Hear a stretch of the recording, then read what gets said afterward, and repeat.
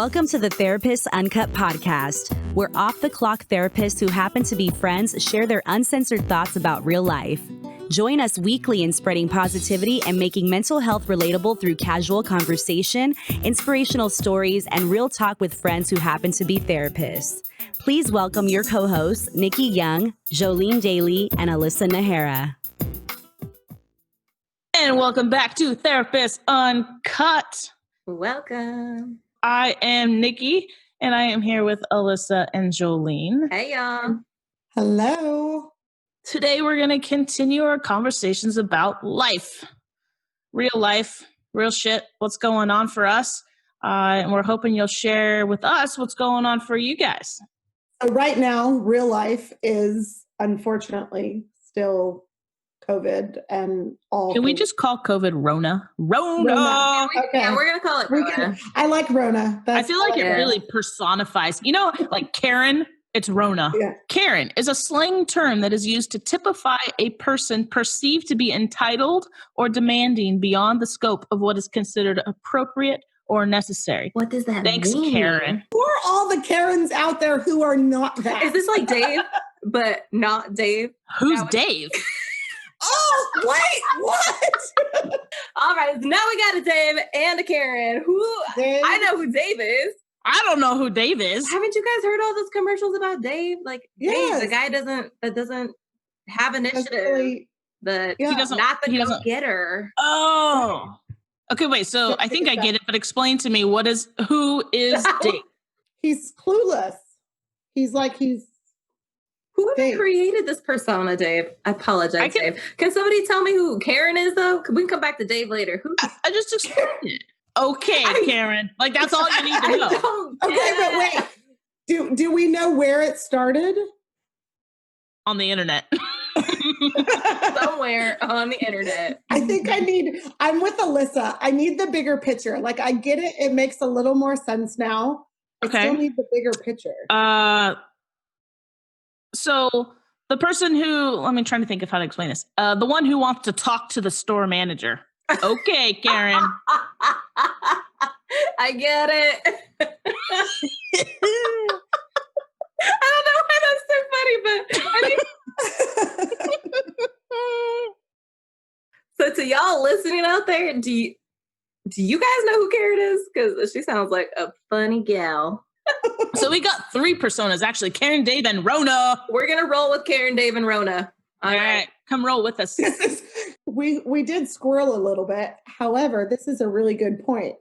When you have a situation like Rona, you can give it a name. We refuse to call it COVID. Put it out there to separate it from yourself. So this is a really great example of how we're going to destigmatize mental illness in just normal everyday talk. I dig it 100%. Like working with trauma, when somebody has a severe trauma response, it can help to remove that response from the individual, give it a name. And then, all right, I feel you. I'm good with calling it Rona. Rona, yes. All right, so now how that we're on the topic of Rona and Rona's life, in our life, how has it impacted you guys? What do you guys miss, like, more than anything? Specifically, what do you guys miss? Life. I miss life. Right? I'm a pretty decent extrovert. I mean, I married an incredible introvert, so I feel like I'm finding a more of an introvert balance within myself. However, I'm desperate for some social interaction that doesn't involve a computer screen. So I feel like I've been adjusting okay, but the conversations that we have been having has been making me realize how much I miss the in-person. So off camera, guys, we just had an entire conversation about when this is all over or in a place where it's more manageable, we're going to get an RV. We're going to get 2 RVs. We're going to get one for us, one for the kids, so we can take you guys on the road with us. And we're going to travel and we're going to do all these great things that we're literally only dreaming about because we're so restricted to do some of these things right now. Time out. I didn't realize we were only dreaming. I thought this was happening. Don't crush my dream. I'm a dreamer. Okay, I'm a dreamer too. This is happening. So for all you dreamers out there, don't stop dreaming. Keep dreaming because this is only temporary. Yeah. Right? Yes. This what are is you only doing temporary. once we get through this? Shall pass. So focus on that. Let that help motivate you. And I'm stoked. Like I felt so pumped up as we were having this conversation. I told the group, like I literally feel like I'm intoxicated right now and I have not had one drop of alcohol because I'm so excited. Right? So hang on to that. That's what Just the idea of getting out there. I'm ready. Let me out. I'm ready. You have to prepare. You have to look forward to something. I have plans in July. I'm crossing my fingers that Rona does not screw them up like she screwed up my April plans. Crossing them for you. What are you going to share these plans? Or I'm very superstitious. I never used to be, but once I became a crisis clinician, you become very superstitious, right? You cannot say somebody's name because they then show up at the clinic or the emergency room 20 minutes later. Yeah. It's I a heard thing. some stories about full moons at the hospital and when you're on call. Yes. That is a real thing. That is a real thing. I grew up with, my mom was an acute care nurse. So I mean, I heard about it and I always thought it was the most ridiculous, ludicrous, because my mom can get a little, she's a nurse with the Western medicine, but she can also get behind some alternative types of medicine and such. So I always was a little bit in my head. But then again, I became a crisis clinician and holy, if you're working on a full moon or thereabouts, it's going to be a busy one.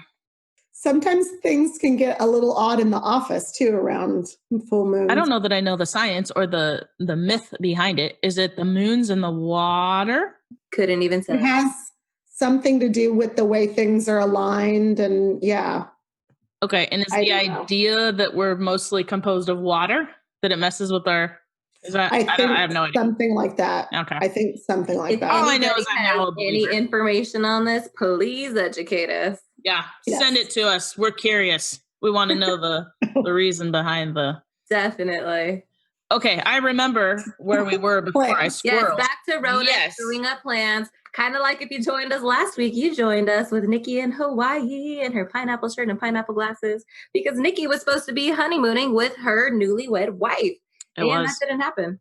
I think similar to Alyssa, I thought I adjusted pretty well. And I mean, I knew that I missed the one-on-one social or the group social interactions in person, but my personality, things just bounce off me, right? I'm not easily affected by things. I'm not easily thrown off course. I thought that I was just kind of, all right, I think the outlook that I usually have is there's people who have it worse. Okay, I missed a honeymoon. I'm pretty dang fortunate to have been planning to go on a honeymoon in the first place. So there's people who have lost jobs, are struggling. I was not really giving credence to the fact that, okay, this has been a little bit of a downer. But then my wife pointed out that I haven't slept. So I used to be the person that I could sleep anywhere. So I think it was in the break we were talking about Mardi Gras. Maybe it was last episode. I don't remember. We were talking about Mardi Gras. I slept in a Mardi Gras parade. Like I was in the parade on the float and I was tired. So I laid down and went to sleep. And this was not alcohol induced. This was just, I was tired. So I slept. How did you land a spot on a Mardi Gras parade? Don't even answer that. We'll go there later. I can sleep anywhere. Like it's a thing. And I'm the kind of person who historically has required 8 to 10 hours of sleep a night or I don't feel rested, which I know is very different from Miss Alyssa here, who sleeps like 4 hours a night. But since this started, I wake up 3 to 4 times a night sometimes. I can't go back to sleep. This morning, I woke up at 3:45 and I didn't go back to sleep till like 5:45. And this is so completely abnormal for me. And I had no idea why. Then my therapist wife pointed out, hey, maybe you're a little more stressed out than you think you are. And that made a lot of sense. Be honest, though, we're not very insightful when it comes to anything about our own mental health. You think we would be. You think we would? Yeah, that's, I tell my clients all the time. So I am a marriage and family therapist. That does not mean that my marriage is perfect. I promise you, I will share a lot of anecdotes about my marriage and how imperfect it actually is. But that's why therapists have therapists, right? Because we are so good at being your therapist that sometimes we really need to figure out how to notice when we're so stressed out that we're not sleeping, or maybe we're not eating or overeating. Oh my gosh, I'm such a sugar addict, and I know that sugar is not good for your mental health and everything else about life, but it's delicious and I love it. And I love sugar and I love salt and I love all the things that's bad for you. Yeah. It's just, you need that kind of sounding board to be like, hey, maybe you need to It's take a look at what you're doing. And that's why it's good when therapists have other friends who are therapists. But yes, Off the because clock. you can tell each other like, hey, okay, so this is cool. This is friendship. This is stuff we can talk about. Or, hey, dude, you need to go to your therapist. You really need to make an appointment. Make time for that. Go do that. I feel like this conversation is incredibly important in the role of destigmatizing mental health, because I want to stop here for a second and point out that these two awesome individuals that I am recording this podcast with right now are two of the most qualified therapists that I have ever known. And if I know I can't do this because they are my friends, but if I had a loved one that was near and dear to me that needed a therapist, these are the two first referrals that I would want to send somebody to, because they are so incredibly good at what they do. But the fact is, we're all human. And they're damn good therapists, but they're human and they have emotion. We all have emotions and lives, and they're not perfect. Just like you drive by a hospital and you see all the doctors and nurses out smoking cigarettes. Like, what is that's my struggle. Why is there a respiratory therapist on the curb in front of a medical center smoking a pack of cigarettes on her break? But legit, you just said it. Doctors, nurses, lawyers, teachers, janitorial support, administrative support. It doesn't matter what your profession is or what your role is. We are all humans. And sometimes we forget that it's so important to take care of ourselves. And I know that some people love self-care and some people hate that word. And I can't think of a better way to say it yet. But we have to take care of ourselves in so many different ways. And sometimes that means therapy, no matter how, quote, successful or functioning you are. Mm-hmm. I don't mind the term self-care. I think it's appropriate. We do need to get off the idea, though, that self-care is selfish. Mm-hmm. Because if you don't have self-care, you can't take care of anybody else. It's the same thing the airplane tells you. You got to put on your own mask before you put on somebody else's. I agree. You can't take care of anybody. See, and I had a reaction when she said self-care. Not like that pisses me off, but like a too. Like a it's like that overplayed song that you're so tired of hearing. Like, can somebody just turn that on? It's like it's too foofy. I'm not foofy. So what would you call it, Nikki? I don't have a word for. I don't have a word either. No, we need to come up with one. If you guys have any suggestions on what we can call self-care, the concept of it without calling it self-care, please let us know. Before I was a therapist, I was not a therapist. I was purely a social worker for child welfare. Where things get super hard, you develop that dark humor, you have the worst habits, the worst sleep habits, the worst eating habits, and you have the trainers that come in all like put together and tell you how important self-care is, and you're like, well, do you know what I do every day? Yes. Do you know how many hours I work every day? And so I think that is my personal reaction. So especially when I'm working with like high stress professionals, I know the reaction I would have when people would tell me that. I'm like, don't you think I know that? My job doesn't let me do that. Of course, I have a very different perspective now, but that's where mine comes from. I do not sit in an office in a chair all day. Being a crisis clinician means jumping a fence and ripping the crotch of your pants because a client just AWOL'd out the building and they're about to run into the middle of a busy street. And, being a crisis clinician is just like being a social worker is not your stereotypical therapy role. So self-care, let's find another word. So apparently in destigmatizing mental illness, we have to destigmatize self-care and coping skills as well. That's why I say mine, like brain numbing.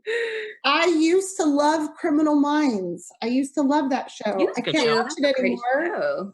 It is. I can't watch it anymore though, because my brain thinks. I'm like 2 steps ahead of myself every time I watch an episode. Oh my God. So it's just not fun. So then I watch The Walking Dead and Fear the Walking Dead because then I don't have to think about anything. Oh my God. That is way too much anxiety. I couldn't get past episode 1. I was like, can somebody please put on like 10 things I hate about you right now? Because this is ridiculous. Oh my God. There was a scene in Criminal Minds, because my family loves to watch Criminal Minds, where apparently I completely checked out to the point where the scene was over and into commercial, and several minutes later, my husband finally comes over and says, "Are you okay?"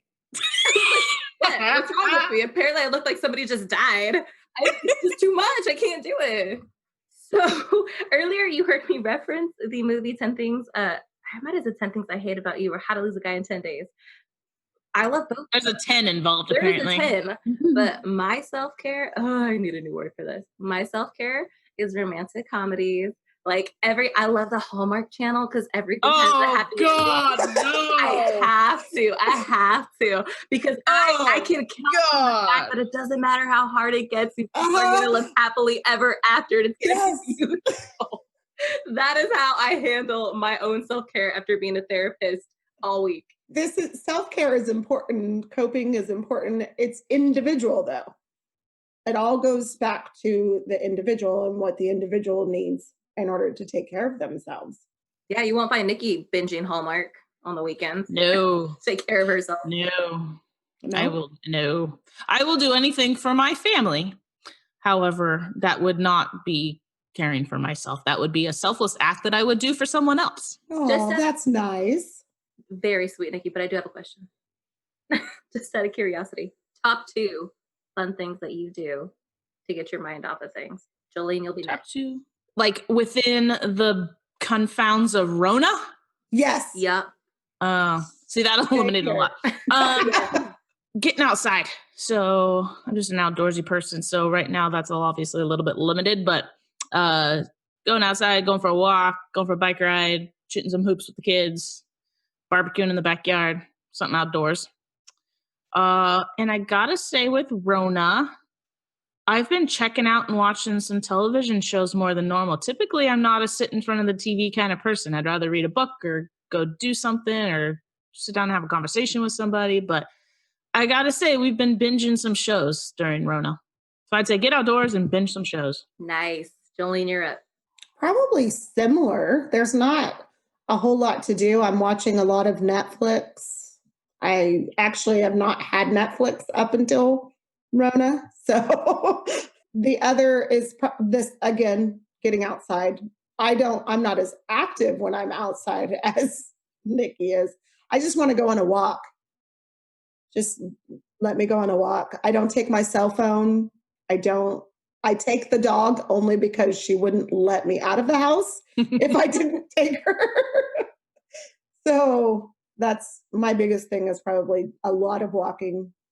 I feel like a lot of people have been walking more. I mean, our neighborhood that's something I've always enjoyed about it, is everybody's always out going for a walk. But I've noticed that more than normal. I think a lot of people are relying on walks as a form of socialization and exercise, and just getting out in a variety of variation to the day. Walking is so what are your top 2? Oh, I guess I should go too.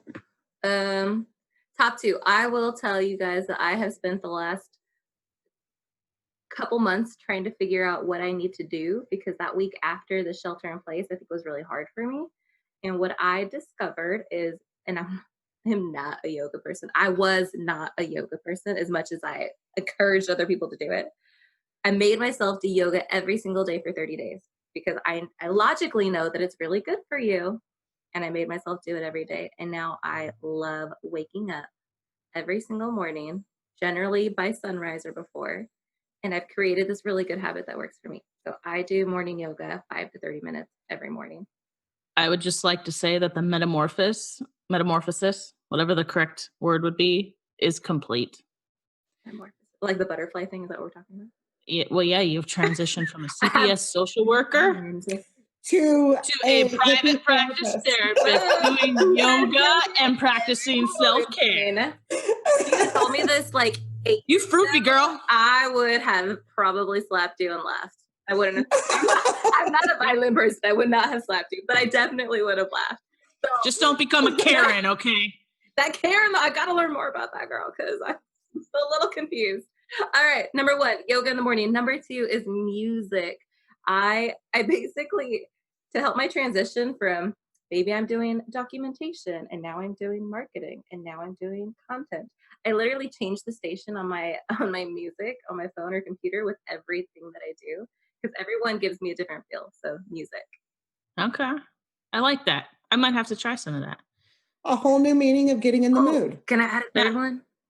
Yeah, go for it, girl. Reading. Reading's been awesome. Yes. I was like years in where I didn't read a book, and I'm back on reading. Okay, did anybody else go through this transition? I used to love to read. I mean, from the time I was a kid, I would go through like the Harry Potter books when they came out as a kid. bam, like 2 days for each book. I mean, I loved it. And then grad school happened. And it wasn't that I stopped enjoying reading. I just stopped reading anything that was not school related. And I never got back into it. Like for years, I never did. Yeah. And then recently, I think with Rona, I was like, all right, I should not be watching another episode of television this evening. Like, let's do something else. And reading has really come back. I have a question for y'all. Yeah. So we just talked about what our top two self-care. Let's rewind. All about that one. What would you guys have resorted to, or what would 2 or 3 of your methods of self-care have been before Rona that you're missing? Our family is not a plan and itinerary kind of family. We're wake up in the morning and how do you feel today? I feel pretty good. Let's take a ride down south. Head over to go visit our friends in Riverside. Let's go to Reno. I miss random road trips. I miss planned road trips. I do not. Planner. I'm going to wake up in the morning and decide, hey, let's drive 4 to 5 hours to Reno. No. Oh, it's awesome. You should try it. It's so much fun. It's liberating. Jolene, so much like, I'm going to hook you up with Stacey after the show because I am with Alyssa. Spontaneity is my thing. Yes. And it terrified her the first time I took her on a spontaneous road trip, and now she loves them. Loves them. Like, we didn't even know where we were staying at night, which for me that's just part of the fun, right? But I can do that if it's planned. So we did that. We did do that one year as a planned trip. My husband didn't really like it because we went it was just a California trip. It was kind of cool. So I think we went from here to Napa, and then from Napa north. I can't remember exactly where we stopped there. And then we went to Folsom, and then we came home. So you basically hit on almost all the spots that we hit. We meaning just my husband and I. This was an adult-only birthday trip. We started in LA at a marketing conference, and we're like, let's just go on a casino crawl because that sounds fun. So we went from LA and stopped at many different places between here and ended up in Reno by like our 48th hour, because why not? I mean, why wouldn't you do that? It's super fun. I love it. It was awesome. I dig it. This is when the road trips become anxiety provoking when you do spontaneous. I've done that twice. Once with my parents, where we were in Lake Isabella, and my dad and I decided to, hey, let's drive 395. No, there's a few things that you can see. It's kind of cool. There's a hot springs that you can stop at Bridgeport. It's interesting. It's quite different than 99 or 5. However, where we live out in the Central Valley, you have to drive through Yosemite to get home. And if everything's closed on that side, you get to drive all the way to Lake Tahoe. No, that's just when you pull over on the side of the road, or you pull over and you make it work. Stealth camping is a thing. Oh, I do miss camping. I do. No. Stealth camping. I don't know what stealth camping is, but I miss camping. Oh, come on, Karen. Miss Karen. God, I need to do some research when I get off of this call. Yeah, we've done stealth camping, we've done spontaneous road trips in my truck where I just throw an air mattress in the back of the truck and it's good to go. Funny story, we didn't have anywhere we were staying any night. It was just wherever we wound up, and we were doing it was a coastal up Highway 1 trip. And at one point we got a little too far into the evening and didn't pull over soon enough, I guess, at a campground. So we finally found one that had a self-contained camping area where you didn't have to have a reservation. You could just pull in. Now, me and my infinite wisdom thought, well, my truck's self-contained. Like, so I took the covering that goes over a tent to keep the rain out. I just rigged it. I threw it over the cab of my truck, tied it down to the bumper, to the tailgate of my truck. I was like, all right, we're self-contained. And we still got a ticket because apparently self-contained means you have facilities, something to potty in. Oh, wow. So yeah. Amazing. I got a ticket for that one. Come with travel. So you got a ticket for pottying or just a ticket? Maybe you shouldn't answer that question. No, I'll answer that. I did not get a ticket for going potty. No, I got a ticket for not having a potty in my vehicle. This is stories that I've heard, though, of the ramifications of Rona. Is every bathroom is closed, and so how can you go on a road trip if you can't go to the bathroom? I am so glad that you brought this up. Gas station is like your only option. But I don't think some of them have them still closed. That was going to be my question. The last weekend, I was so tempted. We were going to hop in the truck and just drive to Santa Cruz for the day just to get out. But then I was like, wait a minute, bathrooms, guys. Yeah. I don't know. I don't even know that gas station bathrooms are open. I don't think. I mean, my toddlers still have their trainer toilets. We kind of bring that with us. Well, there you go. I've heard people bring buckets. I've heard people tell stories about peeing in the woods, but it not actually be the woods. It's more of the city. Like a park. Because they don't have any other option. Definitely. I mean, you do what you got to do. Yeah, it's amazing because all of these things that we never would have considered pre-Rona, right? And now here we are, like, I do these things, and now I have to bring all these supplies with me and be really creative and have problem-solving skills just to use the bathroom. You have little ones, though, Alyssa. How do you say, oh, I'm sorry, you can't go to the bathroom at Target because it's closed? What do you do? Oh, we've been having lots of conversations about the germs that are causing all these park closures because they're very concerned about the parks, right? We pass by and they're like, Mommy, they call it yellow tape, the caution tape. There's no yellow tape around the park. Can we go? Probably not today, baby. When the germs start disappearing, then let's talk about it. So we have a lot to talk about germs. Oh, those poor little brains. I can't imagine how our children are really processing everything right now. I mean, I have an idea, but it's going to be quite the interesting. And it's very interesting to watch the differences between kids, right? Between personalities, how each one processes different from the other. Yeah. I mean, we've got one who, despite our best attempts to educate on the importance of not touch, just basic hygiene and health and why we're doing this, it drives us crazy, but she really doesn't care, right? She's just like, this is ridiculous. This is a joke. And we've tried everything. I mean, we're two therapists and we've tried and it's not working. But the other one, so incredibly anxious about the whole thing. Because this is the one that has her mother's anxiety, correct? Yes. I loved how you described that last time. In fact, she brought us her journal the other day. Did I share this with you guys? Not a journal. So she brought us her journal the other day because she'd written a story. She's become quite the story writer and author during this time. So she brought it to show it to us. So we didn't go seeking out her journal to snoop, but she handed it to us. So when we were done reading that one, we just kind of kept turning the pages. So I don't know if that counts as snooping or not. It's still snooping? Mm-hmm. Okay. Well, it was worth it because we encountered this entry that said, Dear Diary, and it was all spelled wrong. And so it was pretty cute, but it said, Dear Diary, you may not believe this, but I'm living through a deadly disease right now. Oh, bless her heart. Bless her. I think it said deadly D's or something like that. I don't know. So you have learned that you're a snoop through this Rona experience. The Rona era. But she handed it to you. And so that's kind of like, I don't know.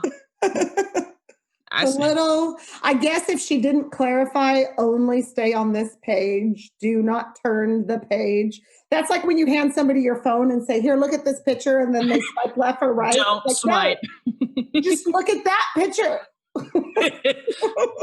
Well, today you guys got to hear about how 3 off-the-clock therapists take care of themselves. And we are looking for lots of suggestions on how else we can title self-care because 2 of us hate it. 1 of us are all for it. So let us know. I'm neutral. All right. Julie's taking a neutral stance to it. All right, guys. Ultimately, thank you for joining us today. We want you to take care of yourself. Make sure you guys subscribe so you can catch up and keep up with all of our episodes. And we'll see you next week.